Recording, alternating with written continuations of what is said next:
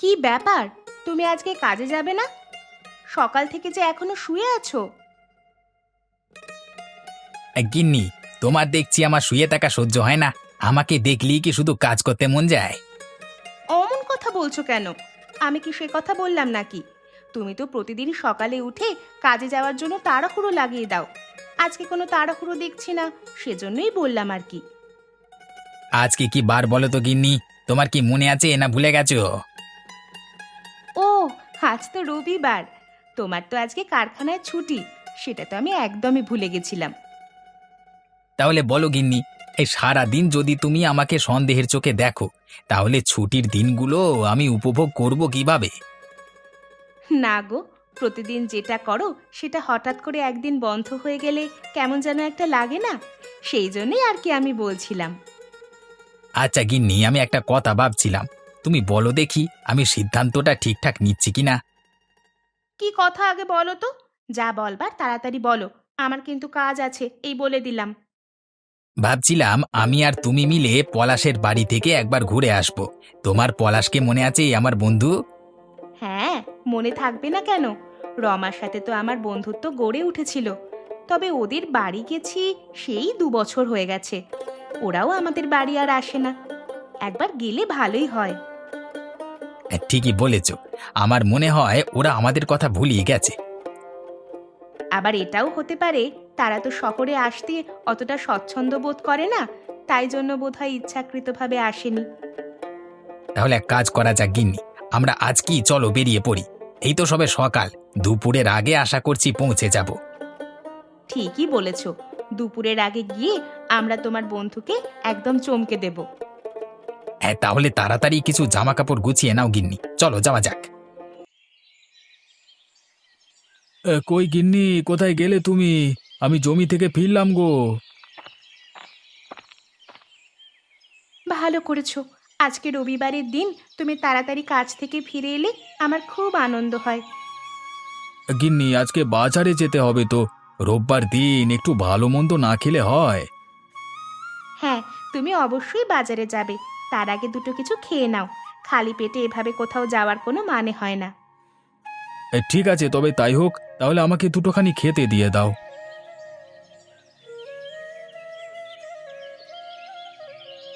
কদিন ধরেই ভাবছিলাম, ইলিশ মাছের ঝাল খাওয়া হয়নি, প্রায় 1 মাস হয়ে গেল।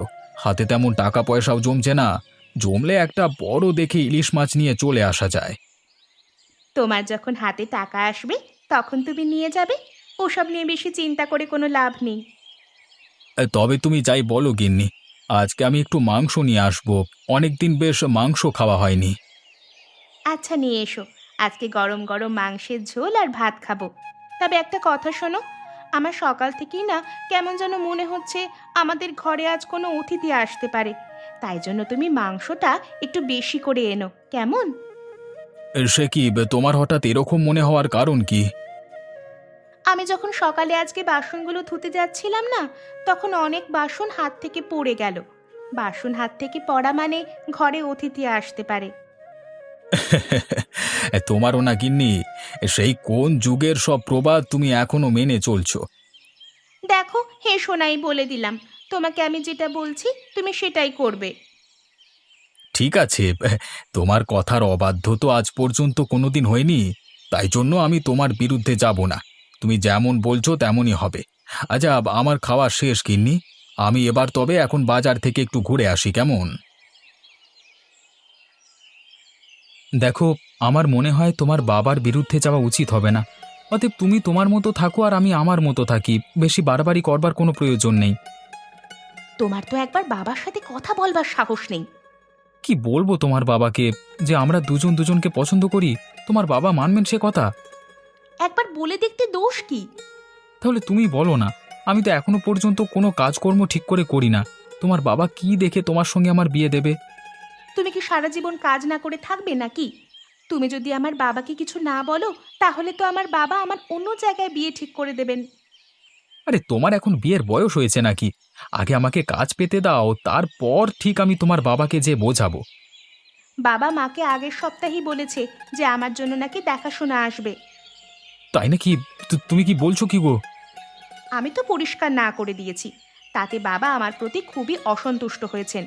এখন তুমি কিছু করো, না হলে এরপর হয়তো আমাকে কথা শুনতে হতে পারে। চামেলি, তুমি চিন্তা করো না, আমি তোমার বাবার সাথে গিয়ে একবার দেখা করব, তারপর দেখি উনি কি বলেন। ঠিক আছে, তাহলে আমি বাবার সাথে আলাদা করে একবার কথা বলে রাখবো। তুমি কিন্তু ভয় পাবে নাই বলে দিলাম, তাহলে কিন্তু খুব খারাপ হয়ে যাবে। কই পলাশ, কোথায় গেলি? এই দেখ, তোর ঘরে কুটুম চলে এসেছে। এই কই রে পলাশ, বেরিয়ে আয়।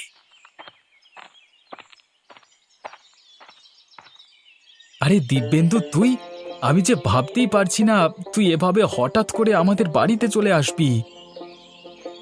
না এসে আর উপায় নেই, তোমরা তো আমাদেরকে ভুলেই গেছো। তাই ভাবলাম আজকে রোববারের দিন আমরা যদি গিয়ে একবার দেখা করে আসি তাহলে কেমন হয়। খুব ভালো করেছো, আমার যে কি আনন্দ হচ্ছে না। তোমরা এসো, ভেতরে এসো। গিন্নি, তুমি তাহলে সকালবেলা ঠিক কথাই বলেছিলে, আজকে আমাদের বাড়িতে সত্যি করে কুটুম এলো গো। দেখলে তো, তুমি প্রাচীন প্রবাদ বলে আমার ওপর যে খুব হাসাহাসি করছিলে, এখন দেখলে তো আমি ঠিক বললাম কি বললাম না। হ্যাঁ পলাশ, তোমার এরকম হাসা উচিত হয়নি। আরে তুই দাঁড়িয়ে থাকিস না দিব্যেন্দু, আয় আয় তোরা ভেতরে আয়। এদিকে দুপুর হয়ে গেছে, খাবার সময় হয়ে গেছে, আজকে গরম গরম মাংস আর ভাত। সে কি রে, প্রথম দিনে এসেই একেবারে মাংস ভাত? হ্যাঁ, কি আর করব বল, আজকে তো রোববার, তাই একটু ভালো মন্দ হয় আর কি। আয় আয়, তোরা হাত মুখ ধুয়ে নে।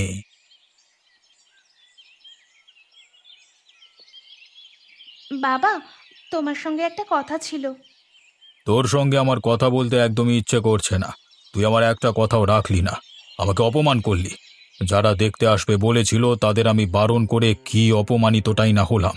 তুই আমার কথা একটুও চিন্তা করিস না। এরকম করে বলো না বাবা, আমার যে খুব কষ্ট হয়। ছোটবেলা থেকে তোমার কথার অবাধ্য আমি কোনোদিন হইনি। সেটা তো আমি দেখতে পাচ্ছি, তাই আজকে যখন আমি তোর দেখাশোনার কথা বললাম তখন তুই আমার মুখের ওপর না করে দিলি। আসলে বাবা, তোমাকে আমার আগেই বলা উচিত ছিল, কিন্তু আমি ভয় বলে উঠতে পারিনি। এখন আমার চিন্তা না বাড়িয়ে যা বলবার তাড়াতাড়ি বল। আমি আসলে একজনকে খুব পছন্দ করি। আমি জানতাম ঠিক এই কথাটাই তুই আমাকে বলবি। তোদের বয়সটা আমি পেরিয়ে এসেছি, তোদের মতো আবেগে পড়ে ভুল সিদ্ধান্ত নিতে আমি অনেকবার দেখেছি। বাবা, শুভঙ্কর তোমার সাথে একবার দেখা করতে চাই।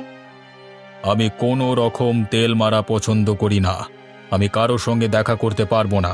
তুই যখন নিজের সিদ্ধান্ত নিজে নিয়েই ফেলেছিস তাহলে আমার কিছু বলবার নেই। আমার সঙ্গে কথা না বললে আমি সুখী হব। বাবা, তুমি রাগ করো না, তুমি একবার ওর সাথে কথা বলে দেখো। ও খুব ভালো ছেলে। তারপর তোমার যদি মনে হয় যে ও আমার পক্ষে ঠিক হবে না, তাহলে তুমি যা সিদ্ধান্ত নেবে সেটাই আমি মাথা পেতে নেব। ঠিক আছে, তাহলে কালকে আমার সাথে দেখা করতে বল। যা বলবার আমরা মুখোমুখি বলবো। তোমার কাছে একটাই অনুরোধ বাবা, তুমি দয়া করে শুভঙ্করকে আজে বাজে কথা বলো না। তোর যখন আমার প্রতি এতই সন্দেহ, তাহলে আমার সাথে দেখা না করাই তো ভালো। ঠিক আছে, আমার ভুল হয়ে গেছে বাবা, কালকে আমি শুভঙ্করকে নিয়ে আসব।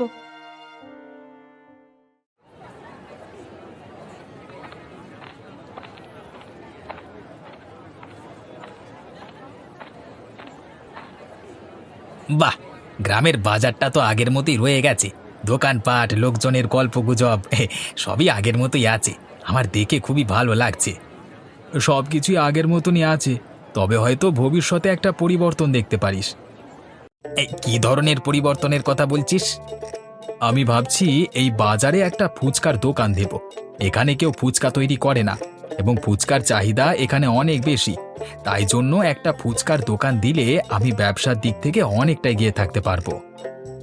একদম ঠিক কথা বলেছিস। যেখানে যে জিনিসটা নেই সেখানে যদি সেই জিনিসটা ব্যবসার মাধ্যমে আনা হয় তাহলে অনেক মুনাফা কামানো যায়। তা তোর কাজকর্মের কি খবর বল, কেমন চলছে? ঠিকঠাকই চলছে, আগের মতনই, বেশ সুখী কাজ করছি। তুই সেই কারখানাটাতে এখনো কাজ করছিস তো? পদোন্নতি কিছু হয়েছে নাকি? হ্যাঁ, সুপারভাইজার হয়ে গেছি আমি। বাহ, তাহলে তো খুব সুন্দর। হ্যাঁ, এই পলাশ, একটা কথা তোকে বলি শোন। তোর এই ব্যবসায় যদি কোনো টাকা পয়সার প্রাথমিকভাবে প্রয়োজন হয় তাহলে আমাকে নির্দ্বিধায় বলতে পারিস। সত্যি কথা বলতে কিছু টাকা পয়সার প্রয়োজন আছে, কিন্তু আমি চাইছি যে নিজে জোগাড় করে কিছু সময় নিয়ে বিষয়টা শুরু করতে। ঠিক আছে, তবুও আমি তোকে কিছুটা টাকা দেব, যাতে তুই ভালোভাবে কাজটা শুরু করতে পারিস। এখন চল, এক কাপ করে চা খাওয়া যাক। তাহলে এই সেই ছেলে, তাই তো? হ্যাঁ বাবা, ওর নাম শুভঙ্কর। আমি ওর কথাই তোমাকে বলেছিলাম। দেখে তো পাড়ার মোড়ের কোনো বকাটে ছেলে বলে মনে হচ্ছে। এসব ছেলেদের তোর পছন্দ হয় কি করে? আগে আমি বখাটে ছেলে নই, পাড়ার মোড়ে আমি আড্ডা মারি না। তাই নাকি? তাহলে কি করো শুনি? কিছু কাজকর্ম করো নাকি? উপস্থিত আমি কোনো কাজকর্ম করি না, কিন্তু কাজের খোঁজ করে বেড়াচ্ছি। কি বললাম আমি চামেলি, পাড়ার বকাটে ছেলে? বাবা, তুমি কিন্তু আমাকে কথা দিয়েছিলে যে ওকে কোনো রকম অপমানজনক কথা তুমি বলবে না। ঠিক আছে, কথা যখন বলবোই না, একটা কথা তো জিজ্ঞাসা করতে পারি, নাকি সেটাও করা যাবে না? আপনি আমাকে যা জিজ্ঞাসা করবার করুন, আমি কোনো আপত্তি করব না। ধরে নিচ্ছি তুমি আমার মেয়েকে বিয়ে করলে, তাহলে বিয়ের পর তুমি খাওয়াবে কি? আমার মেয়েকে ভালো রাখবার সামর্থ্য কি তোমার আছে? বাবা, ও তো ভবিষ্যতে কাজ করবে। ও অত্যন্ত ভালো ছেলে, আর ও আমার ছোটবেলার বন্ধু। আমি ওকে দেখে আসছি সেই ছোট থেকে। ওর মতো কর্মঠ ছেলে আর হয় না। এখন যদি কেউ কাউকে কাজ না দেয়, তাহলে কি সেটা তার দোষ? বাবা, এই যে দেখছি কিছুই বলা যাবে না। কিছু যখন বলতে পারবো না, তাহলে তোমার জন্য টেবিলে কিছু আহারের ব্যবস্থা করেছিলাম। তুমি বরং খেয়ে যেও, আমি ঘরের ভেতরে গেলাম। বাবা, তুমি তো কিছুই বললে না। আমার যা বলবার বলা হয়ে গেছে। অতিথি এসেছে যখন খেয়ে যেতে বলিস। আমি খাবারের ব্যবস্থা করে টেবিলে রেখে দিয়েছি। কি হলো, আমি কি এখন যাব? বাবা কি খাবার রেখে গেছে বললো? কই দেখি। এ তো শরবত। তুমি বরং শরবতটুকু খেয়ে নাও। আচ্ছা বেশ, তুমি তবে শরবতটুকু আমাকে দাও। উড়ে বাবারে, এই যে লঙ্কার শরবত! চামেলি, চামেলি, তোমার বাবা যে আমার সাথে এরকম করবে আমি কিছুই বুঝতে পারিনি। উড়ে বাবারে, আমি এখান থেকে এলাম। উফ, কি ঝাল লেগেছে আমার! উড়ে বাবা, উড়ে বাবা!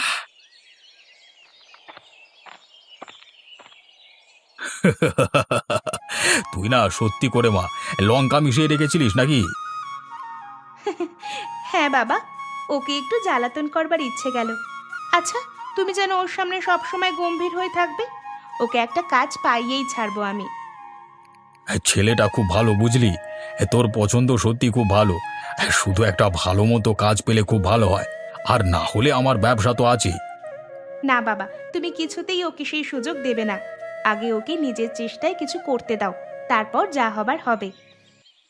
ঠিক আছে, তুই যা বলবি সেটাই হবে, তোর ঊর্ধ্বে আমি যাব না।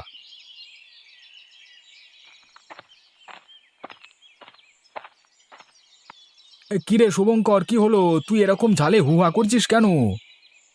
আরে আর বলো না দাদা, এক অতিথির বাড়িতে গেছিলাম। ওরে বাবা, সে বদমাইশি করে আমাকে ঝালের শরবত খাইয়ে দিয়েছে। ওরে বাবা! অতিথি বলতে ওই মেয়েটার বাড়িতে নাকি? হ্যাঁ হ্যাঁ দাদা, হ্যাঁ। ওর বাবা যে এত বদমাইশ সেটা আমি বুঝতে পারিনি। ওরে বাবা! আরে শোন শোন খ্যাপা, এসব বুদ্ধি ছেলেদের হয় না, হয় মেয়েদেরই, বুঝলি?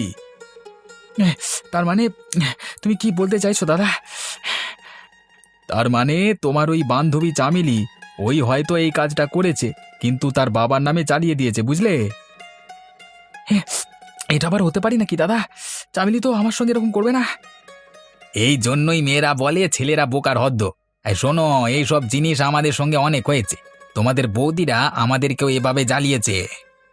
হ্যাঁ, তার মানে তোমরা কি বলতে চাইছো দাদা? চামেলি কি আমাকে পছন্দ করে না?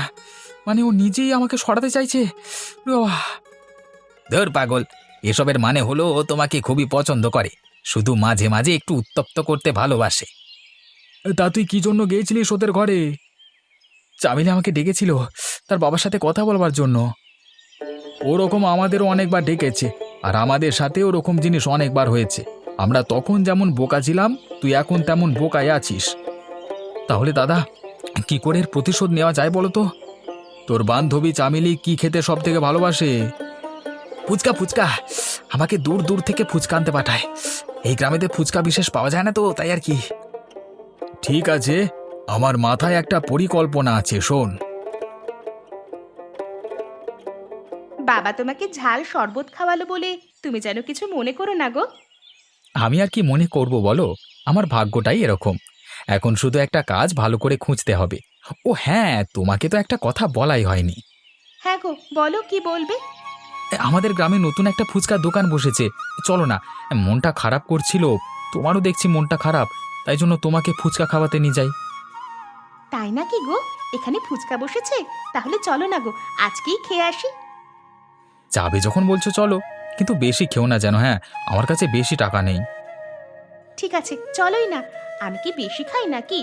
তুমি কি আমাকে রাক্ষসী বলতে চাইছো? না না, আমি সেরকম কিছু বলতে চাইছি না। তাহলে চলো, এক্ষুনি যাওয়া যাক।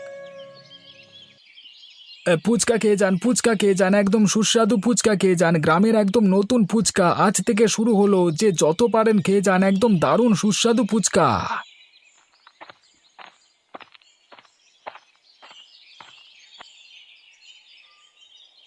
হ্যাঁ বাবু, বলুন আপনাকে কি ফুচকা দেব? হ্যাঁ কাকা, ফুচকা দেবেন, তবে আমার কাছে 50 টাকার বেশি নেই। হ্যাঁ, তাতে কি হয়েছে, 50 টাকা তো অনেক ফুচকা হবে। আপনিও কি খাবেন? না না, আমি খাবো না। এই দিদিমণি শুধু খাবে। তুমি ওকে 50 টাকা সব ফুচকা দিয়ে দাও।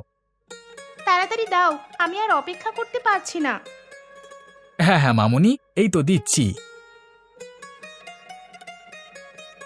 কেমন লাগছে মামুনি, ফুচকা ভালো হয়েছে তো? একদম অসাধারণ হয়েছে। এত সুন্দর ফুচকা আমি আগে কোনো দিন খাইনি। এইবার তাহলে তোমাকে আমার স্পেশাল ফুচকা দিই। দাও দাও, তুমি যা পারো দাও। আমি সব খেতে রাজি। ফুচকাগুলো খেতে অসাধারণ হয়েছে। ওরে বাবা রে, মরে গেলাম রে, মরে গেলাম। এত ঝাল কেউ দেয় নাকি? উফ, আমার জিভটা জ্বলে গেল। হ্যাঁ, কেমন লাগছে মামুনি? ঠিক তোমার বাবার মতো হয়েছে তো? তার মানে তুমি কি বলতে চাইছো? আরে চামেলি, তোমার সঙ্গে একটা ছোট্ট ইয়ার্কি করলাম আমি। তুমি এবার আমাকে বলো তো, কালকের ঝাল শরবতটা তুমি বানিয়েছিলে তো? তুমি তাহলে ধরে ফেলেছো, তাই আমার কাছে তুমি প্রতিশোধ নিয়েছো। হ্যাঁ, তুমি একদম ঠিক ধরেছো। যাও, তোমার সঙ্গে আমি আর কোনো দিন কথাই বলবো না। আমার বাবা আমার জন্য দেখাশোনার ব্যবস্থা করছেন, আমি তাকেই বিয়ে করব। আরে না না, তুমি এসব কি বলছো? আমি তো তোমার সাথে ইয়ার্কি করলাম শুধু। আরে ভাই, তুমি ভয় পেও না। আমি আর দিব্যেন্দু গিয়ে তোমার হবু শ্বশুর মশাইয়ের সাথে কথা বলবো। কেউ তোমাদের বিয়ে আটকাতে পারবে না।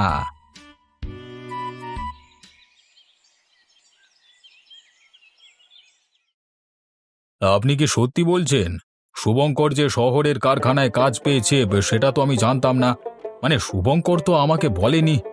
ও হয়তো পরে আপনাকে বলে চমকে দিত, যেমন আপনারা বাপ বেটি মিলে ওকে চমকে দিয়েছিলেন। আরে আর বলবেন না, ছেলেটাকে প্রথম দেখি আমার খুব পছন্দ হয়েছিল, কিন্তু বাকি নাটকের সমস্ত গল্প রচনা করেছিল আমার মেয়ে চামেলি। তাই জন্য আমাকে সেইভাবেই অভিনয় করে যেতে হয়েছে। সে তো বটেই, এটাই তো আনন্দ। ওদের খুনসুটি দেখলে আমাদের খুব ভালো লাগে। তা আপনারা নাকি আমার মেয়েকে ঝাল ফুচকা খাইয়েছেন, শেষ পর্যন্ত ঝাল ফুচকার দাওয়াত দিলেন? আরে শুভঙ্কর তো এই বিষয়ে খুবই কাঁচা। শুভঙ্কর তো প্রথমে বিশ্বাসই করতে চায়নি যে এই পরিকল্পনা আপনার মেয়ের। ও আপনার মেয়েকে এত বিশ্বাস করে যে ওর নামে খারাপ কথা বিশ্বাস করতেই চায় না। তাহলে তো খুবই ভালো। ও যে সত্যি খুব ভালো ছেলে সেটা আমি আগেই বুঝতে পেরেছিলাম। আরে চামেলি মা, তুই শুধু শুধু এই ছেলেটাকে লঙ্কার শরবত খাওয়ালি। বেশ করেছি, সব সময় ওর বোকামো আমার খুব একটা ভালো লাগে না। কবে থেকে বলছি বাবার সঙ্গে দেখা করতে, সেই সাহস উনি আর গড়েই উঠতে পারছিলেন না।